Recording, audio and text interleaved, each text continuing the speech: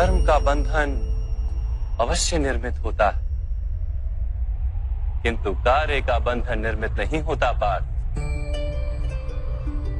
तुम्हें कर्म और कार्य के बीच क्या भेद है, ये जानना आवश्यक है।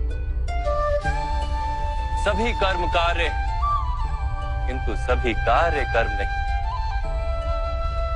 कर्म उस कार्य को कहते हैं जिसके साथ फल की आशा जुड़ी। मनुष्य जब भी सुख की, संपत्ति, प्रशंसा की आशा रखकर कोई कार्य करता है तो वो उस कार्य के फल से बंध जाता है।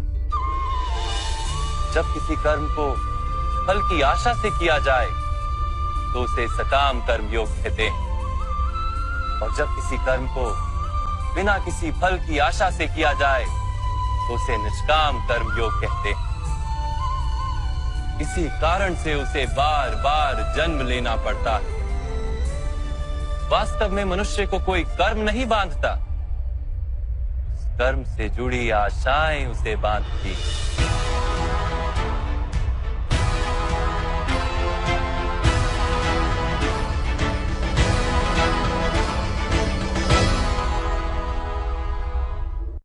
वास्तव में मनुष्य को कोई कर्म नहीं बांधता, उस कर्म से जुड़ी आशाएं उसे बांधती हैं।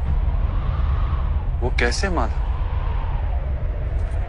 यदि इस युद्ध में तुम्हें विजय होने की आशा है तो पराजित होने पर तुम्हें भीषण दुख होगा, और वो दुख तुमसे कोई अन्य कार्य करवाएगा जिसके लिए तुम्हें दूसरा जन्म लेना पड़ेगा। और यदि तुम विजयी हुए तो तुम्हारा अहंकार बढ़ेगा, और वो अहंकार तुम्हें विश्व विजय के लिए प्रेरित करेगा, तुमसे हत्याएं करवाएगा और उसका पाप तुम्हें बांधेगा। विचार करो, यदि तुम्हें इस युद्ध में ना विजय का मोह और ना पराजय का भय, तो इस युद्ध के अंत में तुम्हें सुख प्राप्त होगा या दुख प्राप्त होगा? ना सुख माधव, ना ही दुख। अर्थात तुम्हारा सुख, दुख, हताशा, निराशा, अहंकार युद्ध के कारण नहीं है। युद्ध के साथ तुमने जो आशाएं बांधी हुई हैं, उसके कारण है। क्या ये सत्य नहीं है पार्थ?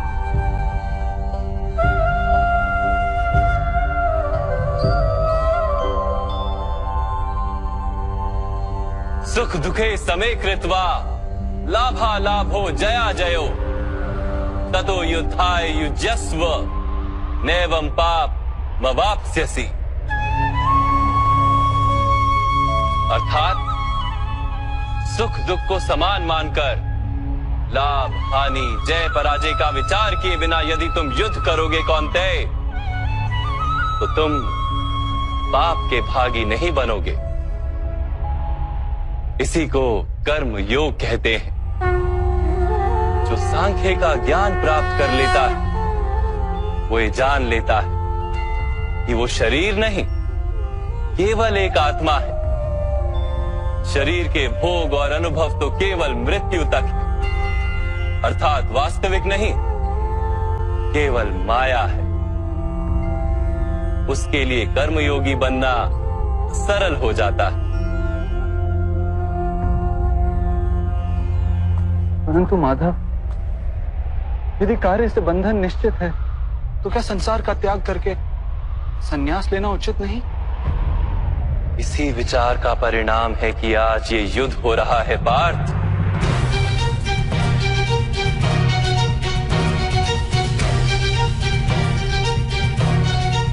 विचार करो, जब सत्व गुण से भरे धर्म को जानने वाले लोग कर्मों का त्याग करते हैं,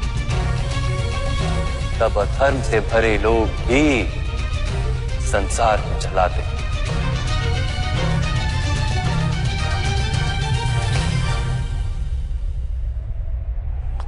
यदि महामहिम ने संसार का त्याग ना किया होता तो आज अधर्म इतना बढ़ता ही नहीं।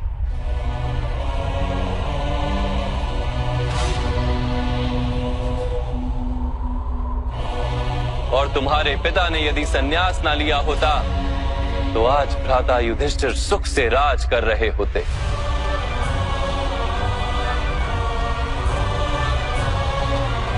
और अपनी प्रजा को न्याय और धर्म का ज्ञान दे रहे होते।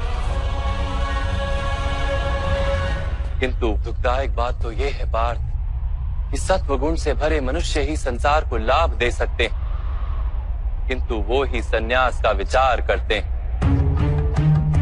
जैसे जल तो भाप बनकर उड़ जाता है और कीचड़ कीचड़ वहीं पड़ा रहता है, वैसे सत्वगुणी सज्जन लोग तो संसार का त्याग कर देते और तमस से भरे अधर्मी लोग संसार में कार्य करते हैं।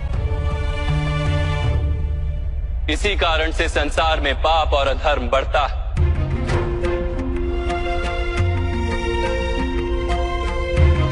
किंतु कर्मयोग इस विचित्र स्थिति से सारे संसार का रक्षण करता है। कर्मयोगी फल की आशा का त्याग करता है, किंतु कर्मों का त्याग नहीं करता। वो इसी संसार में रहता है, सन्यासी की भांति सारे कार्य करता है, किंतु उनमें लिप्त नहीं होता। कर्मयोगी अपनी संतानों से, स्वजनों से, अपनी प्रजा से कोई अपेक्षा या आशा नहीं रखता। स्वयं उसे संन्यास का लाभ होता है, किंतु समाज को संसारी की भांति लाभ देता। मनुष्य अपनी संतानों के सुख के लिए श्रम करता है माधव। अपनी संतान से सुख की अपेक्षा कैसे न रखे? मनुष्य अपनी संतानों के लिए जो भी करता है वो व्यापार है या प्रेम पार? प्रेम माधव। तो फिर अपने कार्यों के प्रति फल की इच्छा क्यों पार? भविष्य का लाभ तो व्यापार में देखा जाता है, प्रेम में नहीं। जो मनुष्य अपनी संतानों का चरित्र निर्माण उचित रूप से करता है, संतानों को प्रेम और धर्म के संस्कार देता है, उसकी संतानें भी मनुष्य को प्रेम और सुरक्षा अवश्य देती। संतानों के कर्म, स्वजनों के व्यवहार उनके कर्म है पार। और जब उनके कर्मों पर हमारा कोई अधिकार नहीं होता तो उनसे आशाएं और अपेक्षाएं रखने का क्या प्रयोजन? यदि गहन विचार करोगे पार्थ तो शीघ्र ही ये जान लोगे कि जीवन में ऐसा कोई कार्य नहीं है जिसके साथ आशाएं और अपेक्षाएं जोड़ना अनिवार्य हो। जब सृष्टि ही परमात्मा है और मनुष्य स्वयं परमात्मा का अंश है तो सारे कार्य परमात्मा ही करते हैं, मनुष्य स्वयं कुछ नहीं करता। यही कर्मयोग का मूल सिद्धांत है पार्थ।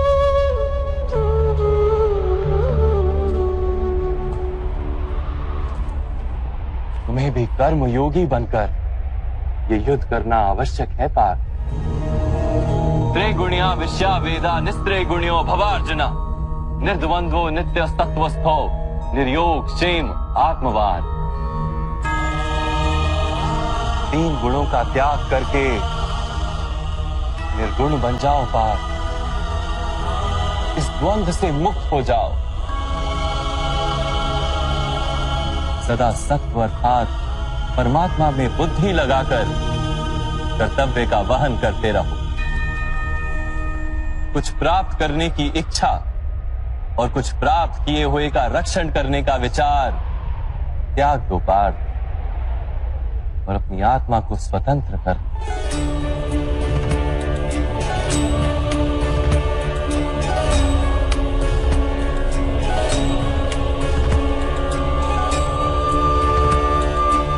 स्मरण रहे पार्थ, कर्मण्यवाधिकारस्ते मां फलेषु कदाचन मां कर्म फल हेतुर्भू माते संगोस्त्व कर्मणि। तुम्हारा अधिकार तो केवल कर्म करने का है, फल तो ईश्वर के हाथ में। इसलिए ना कर्म से भागना उचित है और ना ही कर्म के फल की आशा रखना उचित है।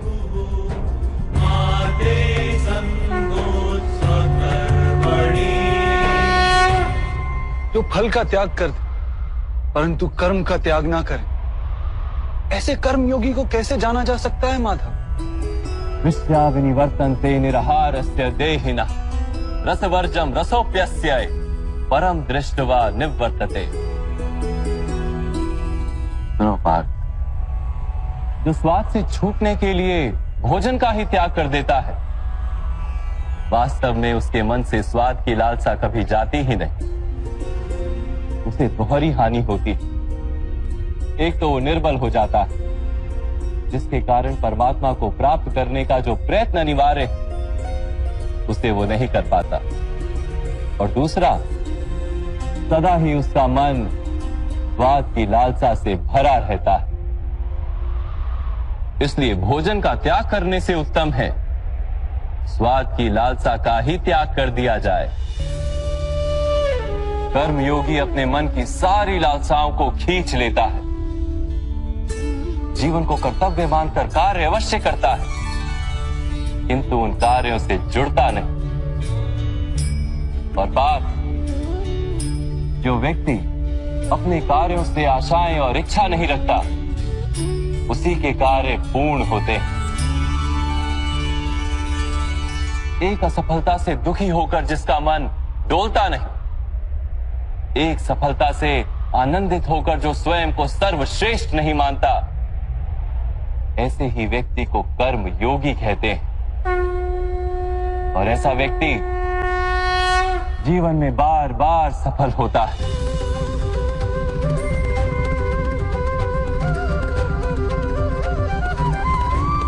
ध्यायतो विषयान पुंसः संगस्तेषु पजायते संगात संजायते कामा कामात् क्रोधो भिजायते क्रोधात् भवति सम्मोहम् सम्मोहात् स्मृति विभ्रमः स्मृति भ्रंशात् बुद्धिनाशो बुद्धिनाशात् प्रणश्यति। फल की आशा से कामना प्रकट होती है, और कामना का तो स्वभाव है असंतुष्ट रहना। असंतोष से क्रोध उत्पन्न होता है, और क्रोध से मोह जन्मता है। मोह के कारण व्यक्ति आचार और व्यवहार का ज्ञान ही भूल जाता है। ज्ञान के जाने से बुद्धि चली जाती है, अनुचित प्रकार के कार्य होने लगते हैं, और समाज ऐसे व्यक्ति का शत्रु बन जाता है। और अंत में ऐसे मनुष्य पूर्णतः पतन हो जाता है।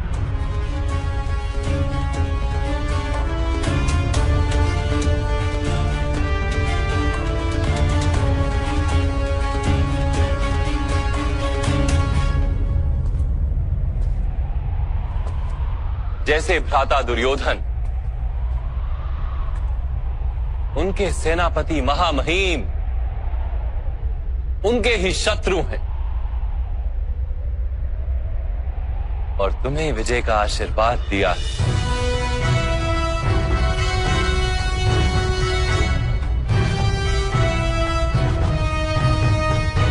पार्थ, कर्मयोग ब्रह्म विद्या का दूसरा चरण है। परमात्मा में अपनी बुद्धि स्थिर करो, स्वयं को आत्मा जानो, मिथ्या बंधनों से मुक्त हो जाओ, और फल की आशा का त्याग करके केवल कर्म करते रहो।